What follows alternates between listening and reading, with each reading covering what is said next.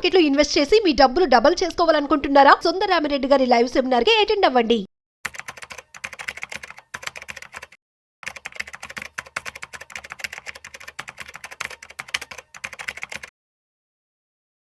నమస్తే, welcome to Vishnu talks. నేను విష్ణు. ప్రస్తుతం నాతో పాటు ప్రముఖ స్టాక్ మార్కెట్ అనలిస్ట్ సుందరరామిరెడ్డి గారు ఉన్నారు. సార్తో మాట్లాడదాం. సార్ నమస్తే. సార్ నమస్తే అండి. Yes, welcome to Vishnu talks. So Sundararamireddy గారు, జిఎస్టీ 2.0ని అమల్లోకి తీసుకొచ్చాక అంటే 22 సెప్టెంబర్ కరెక్ట్గా దసరా నవరాత్రులు ప్రారంభమైన రోజు నుంచి కొత్త జిఎస్టీ విధానం అమల్లోకి వచ్చింది సార్.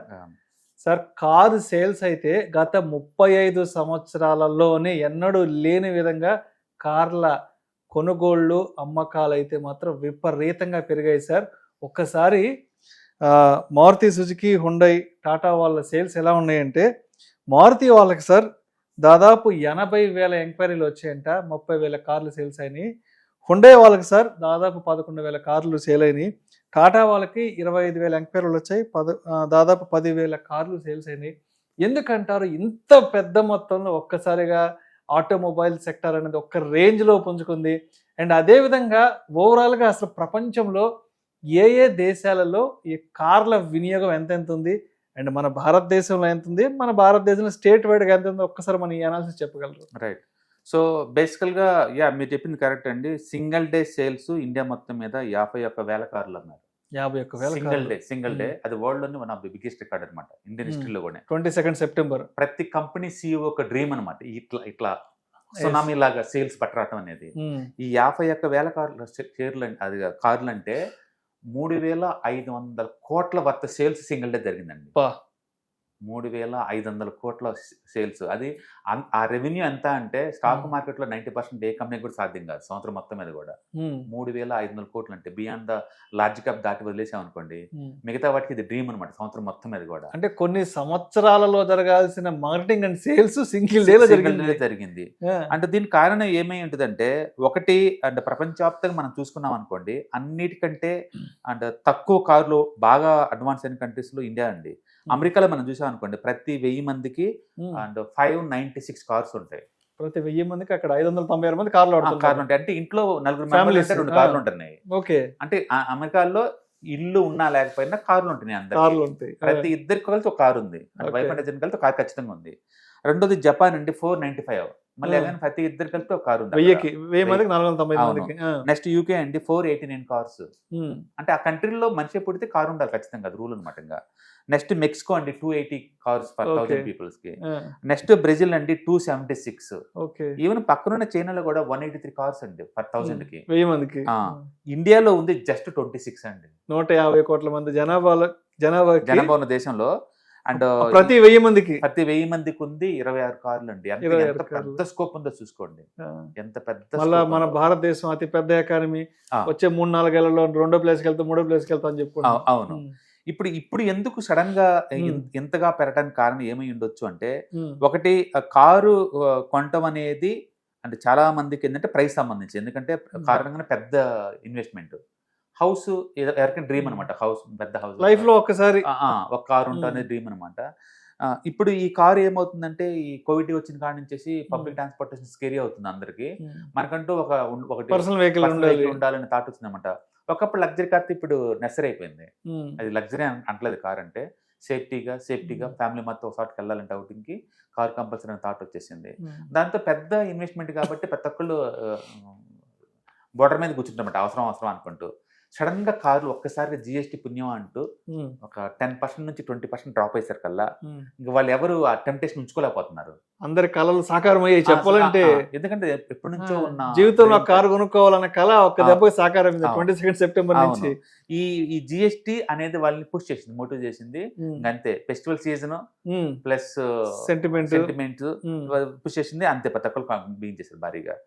ఎంత అంటే అదేదో చిన్న 100 రూపాయల వస్తువులకి ఎంక్వైరీ వచ్చినట్టు 80,000 ఎంక్వైరీలు వస్తున్నాయి పర్ డే. 80,000 ఎంక్వైరీలు, దాదాపు 1,00,000 ఎంక్వైరీలు వస్తున్నాయి అంటే పర్ డే ఊహించుకోండి ఏం జరుగుతుంది అక్కడ. అండ్ రెండోది ఓనర్షిప్. ఇండియాలో సైకలాజికల్ ఏంటంటే, ఇల్లు కొంటే ఎలానో ఒక కారు, ఇల్లు కొనగానే నెక్స్ట్ వచ్చేది కారు కొంటే అలా. ఓకే. అండ్ యూత్ కి అయితే కంపల్సరీగా అది కారు ఉంటే అది డిగ్నిటీలా ఫీల్ అవుతారు. అందుకని సైకలాజికల్ కూడా కారు ఓనర్షిప్ అంటే కొంచెం హానర్ గా ఫీల్ అవుతారు. అది అది రెండోది. ఇది మూడోది ఏంటంటే ఇప్పుడు ఈ ఇండస్ట్రీ వాళ్ళు కూడా దాన్ని ఎన్కాష్మెంట్ రెడీ అవుతున్నారు. ఎంత అంటే ₹2,000 ఈఎంఐలో కడితే నీకు కారు ఇస్తారండి ఈ రోజే. అవును. జస్ట్ ₹2,000 20,000 కట్టాల వాళ్ళు. అవును. అంటే ఇదేంటంటే ఒకప్పుడు టీవీ ఒక ఫ్రిడ్జ్ లాగా నెలకి 2,000 కడితే నీ కారు ఇచ్చేస్తున్నారంటే ఊహించుకోండి. అంతే, అప్పట్లో టీవీలు ఫ్రిడ్జ్ లో నెలకు 1,000-1,500 డబ్బులు ఇప్పుడు కట్టి. కారు అనేది యూటిలిటీ అయిపోయింది. ₹2,000 ఉంటే నీకు 2,000 ఈఎంఐ కట్టి ఇచ్చేస్తాను నీ కారు. ఓకే. అందుకని కంపెనీ వాళ్ళు కూడా దీన్ని ఎన్కాష్మెంట్ చేసుకుంటున్నారు అనమాట. అంటే అన్నిటికన్నా మించి ఏంటంటే మిడిల్ క్లాస్ వాళ్ళు అప్పర్ మిడిల్ క్లాస్ గా మారుతున్నారు. అంటే ఈ టైంలో వాళ్ళ స్టేటస్ సింబల్ చూపించుకోవాలంటే సొసైటీలో car is the main reason అనమాట. అందుకని నువ్వు ఎంత ఇచ్చావని ఎవరు అడుగుతారు చెప్పండి. ఒక కార్లు లేవనుకోండి, ఇచ్చే రెస్పెక్ట్ మారిపోద్ది ఆటోమేటిక్గా. తర్వాత ప్రతి ఒక్క below middle class lower class వాళ్ళకి డ్రీమ్ అనమాట. మేము ఎదిగాము అని ఒక స్టేట్మెంట్ సింబల్ ఇద్దాం అనుకున్నాం అనుకోండి, అంటే కారు అనేది ఈజీ అనమాట. కారు అనేది యాపిల్ ఫోన్ 1 lakh ఉన్న ఈ రోజుల్లో అంటే 2 లక్షల కారు వచ్చేటప్పుడు ఎందుకు లేస్తారండి? అందుకని యాపిల్ సెల్ తో పోటీ పడుతున్నాయి అంతే ఇది. కాబట్టి ఇండియాలో ఇప్పుడు సడన్ భూమి ఎందుకు వచ్చిందంటే ఈ జిఎస్టీ తగ్గటంతో బాగా చీపర్ అయిందన్న ఒక థాట్ ప్రాసెస్ తోటి తక్కువ రేటుకి ఈఎంఐలు దొరకడం వల్ల ఒక్కసారి బీన్ చేశారు. మొత్తం మీద చూస్తే ఇండియాలో ప్రపంచవ్యాప్తంగా వాటితో కంపారిజన్ చాలా తక్కువ ఓనర్షిప్ ఉంది, కారు ఓనర్షిప్. అది కాస్త ఇప్పుడు 26 కాస్త పెరిగే ఛాన్స్ ఉంది. కానీ ఇండియా మొత్తం మన యావరేజ్ చూసుకుంటే 26 కార్లు ఉన్నాయి. అన్ని యూనిఫామ్గా లేవండి. పబ్లిక్ ట్రాన్స్పోర్టేషన్ లేని చోట ఏమో కార్లు ఎక్కువ ఓనర్షిప్ ఉంది. ఎగ్జాంపుల్ గోవా చూసాం అనుకోండి, 40% మంది కార్లు ఉంటాయి అక్కడ. స్టేట్ వైడ్ స్టేట్ వైడ్ చూస్తే గోవాలో 45% మెంబర్స్ కార్లు ఉంటాయి. కేరళలో 24% పాపులేషన్ కార్లు ఉంటాయి. అండ్ జమ్మూ కాశ్మీర్ లో 23% కార్లు, హిమాచల్ ప్రదేశ్ 21, పంజాబ్ 21, నాగాలాండ్ 21, సిక్కిం 21 అండ్ ఢిల్లీ 20. అంటే ఈ ఏటికైతే అల్ట్రా రిచ్ లేదా హిల్ ఏరియా ఉంటుందో, పబ్లిక్ ట్రాన్స్పోర్టేషన్ ఉండదో, అక్కడ మాత్రం కార్లు ఎక్కువ ఉన్నాయి. ఇండియాలో కార్లు లోయెస్ట్ అంటే బీహార్లో 2.0 అండి, 2%. అంటే ఇక్కడ 1000 మందికి 2 ఉంది. నెక్స్ట్ సర్ప్రైజింగ్లీ ఆంధ్రప్రదేశ్ అండి 2.8. ఏపీలో ఏంది లోయెస్ట్, ఇండియాలోనే లోయెస్ట్ కార్ ఓనర్షిప్ అండి 2.8%. అబ్బా. ఎందుకంటే ఒకటి పబ్లిక్ ట్రాన్స్పోర్టేషన్ టూ మచ్గా ఉంది అక్కడ. ట్రైన్స్ మూవ్ అవుతాయి, ఫ్లైట్స్ మూవ్ అవుతాయి, వెహికల్స్ మూవ్ అవుతాయి, రోడ్డు ఉంది, అన్ని ఉన్నప్పుడు కొనాల్సిన అవసరం. ఈ మధ్య ఓలాలు, ఊబర్లు ఇవి కూడా అన్ని విపరీతంగా వచ్చేసి ₹100 పెట్టుకుంటే ఆటోలో కార్లో పోయి రావచ్చు. ఏదైనా కారు కొనాలంటే నెసరీ ఉండాలి కదా. ఇప్పుడు హిమాచల్ ప్రదేశ్ అనుకోండి, హిల్ ఏరియా అంతా, అది అన్ని చోట్ల దొరకవు నీకు. జమ్మూ కాశ్మీర్ కూడా అంత అలా ఉంటుంది. ఢిల్లీ అంటే రిచ్నెస్ స్టేట్ కాబట్టి కంపల్సరీ ఉంటుంది. పంజాబ్ అంటే అది రైతులు అల్ట్రా రిచ్ వాళ్ళు కాబట్టి ఉంటుంది. బట్ ఆంధ్రప్రదేశ్ ఉండాల్సిన అవసరం లేదు. అలాగే నెక్స్ట్ వెస్ట్ బెంగాల్లో ఉంది 2.8% పాపులేషన్ కి. నెక్స్ట్ ఒడిశా 2.7% ఉంది. అండ్ త్రిపుర 4.6, ఉత్తరప్రదేశ్ 5.5, తెలంగాణ 6.5 ఉంది. తెలంగాణ కూడా ప్రతి 1000 మందికి 6 కార్లే ఉన్నాయి. దీని మీనింగ్ ఏంటంటే ఎక్కడైతే పబ్లిక్ ట్రాన్స్పోర్టేషన్ బాగా డెవలప్ అయిందో అక్కడేమో తక్కువ ఉన్నాయి. ఎక్కడైతే పబ్లిక్ ట్రాన్స్పోర్టేషన్ డెవలప్ అవ్వలేదో అక్కడ ఎక్కువ కార్లు ఉన్నాయి. అందుకని కేరళలో ఎక్కువ, జమ్మూ కాశ్మీర్లో ఎక్కువ, హిమాచల్ ప్రదేశ్ లో ఎక్కువ, నాగాలాండ్ లో ఎక్కువ. నాగాలాండ్ సిక్కింకి ఏముందండి, ఎకానమీ ఏముందండి, అక్కడ 20% ఉన్నాయి కార్లు. ఆంధ్రప్రదేశ్ లో 2 ఉంటే సిక్కింలో 20 మెంబర్స్ ఉన్నాయి. అంటే బికాస్ ఆఫ్ హిల్ ఏరియా కాబట్టి పబ్లిక్ ట్రాన్స్పోర్టేషన్ బస్సులు ఉండవు కాబట్టి. బట్ డెఫినెట్ గా ఇప్పుడున్న ఈ తెలంగాణలో 2%కి 6%కి, ఆంధ్రలో 2%కి 2 జామ్ అవుతున్నాయి. అంటే ముందు రోజుల్లో ఏం ఊహించుకోండి. ఇప్పుడున్న దానికే హైదరాబాద్ లో రోడ్డు మీదకి పోతే భయం వేస్తుంది. ఇంకా వర్షం పడే రోజు అయితే అసలు అది ఇంకా ఈ రోడ్లన్నీ లేదు. 1970 పబ్లిక్ తగ్గట్టు డిజైన్ చేసినాయండి. 2040కి డిజైన్ చేయలేదు. 2040 కాదు. అందుకని ముందు రోజుల్లో గవర్నమెంట్ కనుక పబ్లిక్ ట్రాన్స్పోర్టేషన్ పెంచకపోతే అసలు ట్రాన్స్పోర్టేషన్ నరకం చూపిస్తుంది. అవును, ఇవన్నీ అప్పట్లో 30-40 ఏళ్ల క్రితం అప్పుడున్న అవసరాలకు తగ్గట్టుగా, అప్పుడున్న వెహికల్స్ తగ్గట్టుగా వేసిన రోడ్లు, కానీ ఇప్పుడున్న కాదు. అంటే మనం ఏ డెవలప్ వచ్చింది, ఆ టెక్నాలజీ ఈ టెక్నాలజీ కాదు, ముందు సరైన రోడ్లు లేవు. రోడ్లు లేకుండా ఎన్ని టెక్నాలజీలు వస్తే ఏం ప్రయోజనం? అప్పుడు వైఎస్ఆర్ పుణ్యం అంటూ ఈ మెట్రో వైఎస్ఆర్ గారు అక్షరం చివరిదాకా ఇది లేకపోతే ఊహించుకోండి, ఉప్పలకి వెళ్ళాలంటే ఈ మూల నుంచి ఎంత కష్టం అయ్యేది, చాలా కష్టం అయింది. అండ్ రింగ్ రోడ్ లేకపోతే ఏం జరుగుతుంది ఊహించుకోండి. హైదరాబాద్ లో ఒకప్పుడు రింగ్ రోడ్ అంటే అవసరమా అన్నారు, ఇప్పుడు అది ఉండబట్టించి అరగంటలో సిటీ అంతా తిరిగి వెళ్ళిపోతున్నారు. అందుకని ఎప్పుడైనా పబ్లిక్ ట్రాన్స్పోర్టేషన్ ఎప్పుడు కూడా లేదు, 30-40 years ముందే ఊహించుకొని వేయాలండి, అప్పుడే కాదు బాగా ఉంటుంది. అంటే ఇప్పుడు రేవంత్ రెడ్డి గారు ఫ్యూచర్ సిటీ కడుతున్నారు కదా, దాన్ని కూడా అన్ని రెడీ చేస్తాడు అతను ముందే, అది బాగుంది యాక్చువల్గా. అట్లా ప్రతి సిటీకి కూడా బడ్డన్ అవ్వకుండా ఊరికి ఒక 20-30 kilometers అవతల ఒక 1000 ఎకరాల్లో కనుక ఒక మంచి సిటీస్ డెవలప్ చేస్తే అది మోడర్న్ తగ్గట్టు ఉంటుందండి. బట్ సిటీ మీద ఇంకో సిటీ వచ్చి పడితే కష్టం, ఎందుకంటే మామూలు వర్షాలకే ఈ సముద్రాలు అవుతున్నాయి, ఇంకా వెహికల్స్ పోయే ఛాన్స్ లేదు. నిన్న ఈ రోజు పడ్డ వర్షానికి ఎంజీబీఎస్ చాదరగట్టు మొత్తం మునిగిపోయింది. దాన్ని గర్వపడాలి సిగ్గుపడాలి అర్థం కావట్లేదు. మామూలు వర్షాలు కంటే తుఫాన్లు కాదు, తు- నార్మల్ అసలు వర్షాలు. ఏదో బంగాళాఖాతంలో పెద్ద పెద్ద తుఫాన్లు కాదు, తుఫాన్లు కాదు, నార్మల్ వర్షాలు. ఒక మధ్యాహ్నం పూట ఒక రాత్రి పూట వచ్చిన అది వర్షాలు. ఫెస్టివల్ టైంలో ఎంత పెయిన్ అండి అందరికి. అవును అవును, ఫెస్టివల్ టైంలో అందులో ఎక్కువ ట్రావెలింగ్ చేసే టైము. అవును. బట్ సిటీ చెప్పాను కదా, సిటీ డెవలప్ చేసింది వాళ్ళు ఫ్యూచర్ కోసం డెవలప్ చేయాలి. ఫాస్ట్ 1970లో ఉన్నదాన్ని డెవలప్ చేశారు.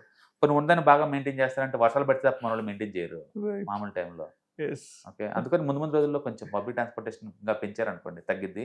లేదు అంటే అందరు కార్లు కొంటారు. ఈఎంఐ 2000 రూపాయలకి వచ్చింది, రేపు 1000 రూపాయలు కూడా తీసుకొస్తారు దాన్ని.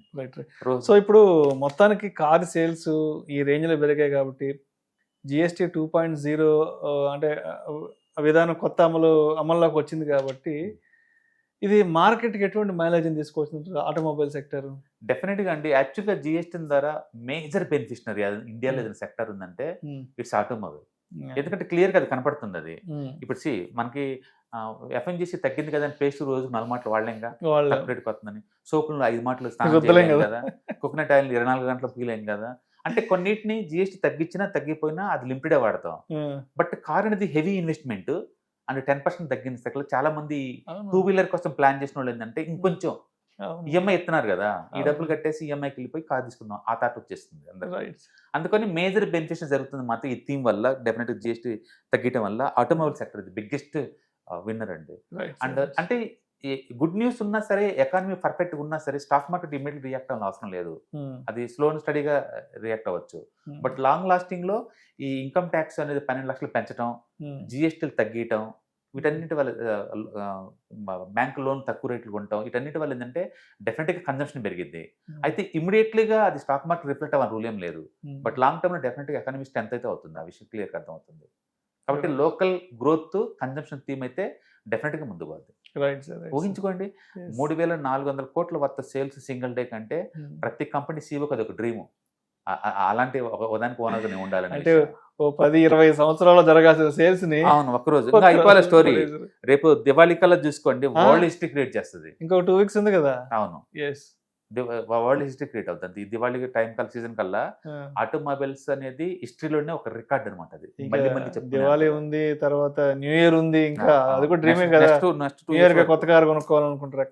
అది పర్టికులర్ గా బేసిక్ మోడల్ అయితే 50% గిరాకీ వస్తున్నట్టు ఊహించుకోండి. బేసిక్ మోడల్ కంటే చిన్నోళ్ళందరూ ఒకసారిగా ఇంకా కొనేస్తున్నారు.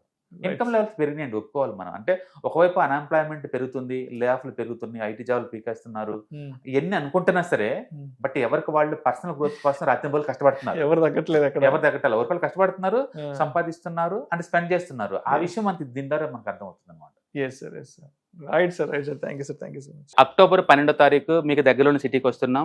వైజాగ్, తిరుపతి అండ్ నెల్లూరు ఈ 3 సిటీస్లో ప్లాన్ చేస్తున్నాం.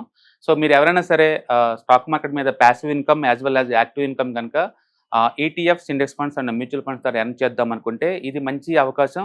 సో మీరు ఎవరైనా సరే మీ దగ్గరలో సిటీస్ వాళ్ళు కనుకుంటే కనుక కింద స్క్రోల్ అవుతున్న నెంబర్పై పింక్ చేసుకొని మీరు సీటు రిజర్వ్ చేసుకోండి. సో ఇంతకుముందుతో పోల్చుకుంటే ఏంటి, ఇంతకుముందు మనం ఓన్లీ ఆన్లైన్లో తీసుకునే వాళ్ళం, ఇప్పుడు దాంతో పోల్చుకుంటే ఇది క్లాస్ రూమ్ ఎన్విరాన్మెంట్లో అనమాట. సో 1-to-1 ఇంటరాక్షన్ ఉంటుంది కాబట్టి మోర్ ఎఫెక్టివ్గా ఉంటుంది. కాబట్టి ఎవరికైనా ఇంట్రెస్ట్ ఉంటే ఈ 3 అసెట్ క్లాసులు నేర్చుకుందామని కింద స్క్రోల్ అవుతున్న నెంబర్పై పింక్ చేయండి. Thank you. హాయ్, స్టాక్ మార్కెట్లో వాలటిలిటీకి దూరంగా ఉంటున్నారా? పోర్ట్ఫోలియోస్ అన్నీ కూడా రెడ్లో ఉండి బ్లీడ్ అవుతున్నాయా? అంటే స్టాక్ మార్కెట్లో ఉండి సస్టైనబిలిటీ ఉన్న బిజినెస్ మోడల్ లాగా, లేదా స్టాక్ మార్కెట్ లాంగ్ టర్మ్లో మంచి వెల్త్ క్రియేట్ చేసుకునేలాగా ప్లానింగ్స్ ఏమైనా ఉన్నాయా? అయితే అలాంటి వాళ్ళ కోసం ఈ ప్రోగ్రామ్ అండి. ETFs, index funds and mutual funds. మా స్టాక్ మార్కెట్లో ఉండి కూడా సెక్యూర్ వేలో మనీ మేక్ చేసుకునే పద్ధతి ఏదైనా ఉందంటే రిటైలర్స్కి ఈ 3 అనమాట. దీంట్లో కాంప్రహెన్సివ్గా మీకు ట్రైనింగ్ అండ్ గైడెన్స్ జరుగుతుంది. అండ్ వీకెండ్స్లో జరిగే ఈ ప్రోగ్రామ్లో అటెండ్ అవడం ద్వారా ETFs, index funds and mutual ఫండ్స్లో మీ నాలెడ్జ్ పెంచుకోండి. మీ పోర్ట్ఫోలియో మీరే మెయింటైన్ చేయడం ద్వారా ఇయర్లీ యావరేజ్ మీద 20-30% మనీ మేక్ చేసుకోండి. All the best. Thank you.